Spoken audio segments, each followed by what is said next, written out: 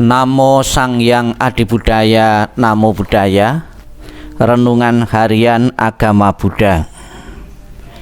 Bagaimanakah seseorang memperhatikan kebaikannya sendiri dan kebaikan makhluk lain? Mengenai hal ini, seseorang seharusnya tidak lamban. Ia memegang ajaran-ajaran yang berfaedah.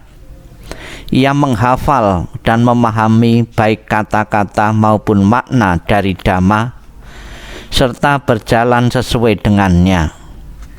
Ia juga memiliki suara dan ucapan yang baik, memiliki budi bahasa yang sopan, yang dengan tegas dan jelas diucapkan, sehingga pengertiannya menjadi jelas. Ia mengajar, mendukung, mendorong dan menyenangkan para sahabatnya dalam kesucian, dalam kehidupan suci.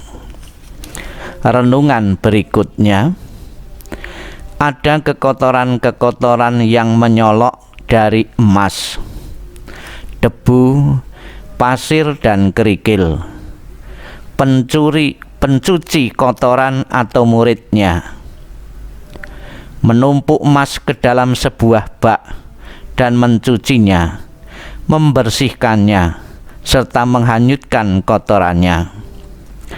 Ketika proses ini telah selesai, masih ada kotoran-kotoran yang lebih kecil pada emas itu, seperti pasir dan kerikil halus. Maka pencuci kotoran pun mengulangi proses itu. Ketika hal ini telah selesai, masih tetap tertinggal kotoran-kotoran kecil seperti pasir halus dan debu. Maka pencuci kotoran pun mengulangi lagi proses itu. Sesudah itu hanya tertinggal debu pada emas tersebut. Lalu pandai emas atau muridnya memasukkan emas itu ke dalam sebuah tempat peleburan. Emas mencair tetapi tidak sempurna. Proses belum selesai. Belum semua kotoran tersaring. Emas itu pun belum lentur, belum dapat dikerjakan ataupun belum berkilauan. Masih tetap rapuh dan belum dapat dikerjakan dengan sempurna.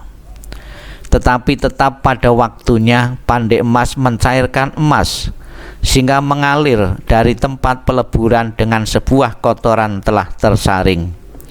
Lalu emas itu menjadi lentur, dapat dikerjakan, berkilau, tidak rapuh lagi, dapat dikerjakan dengan sempurna.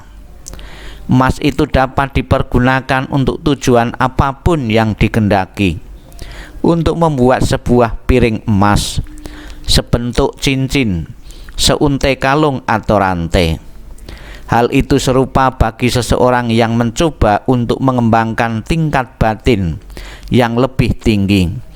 Kekotoran-kekotoran yang menyolok pada badan jasmani, ucapan dan pikiran dengan bijaksana dan hati-hati dilenyapkan, terus dikendalikan atau diakhiri sehingga mereka tidak timbul lagi.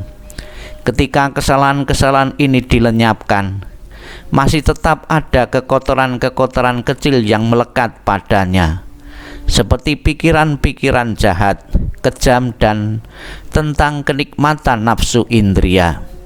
Sekali lagi hal-hal ini dilenyapkannya.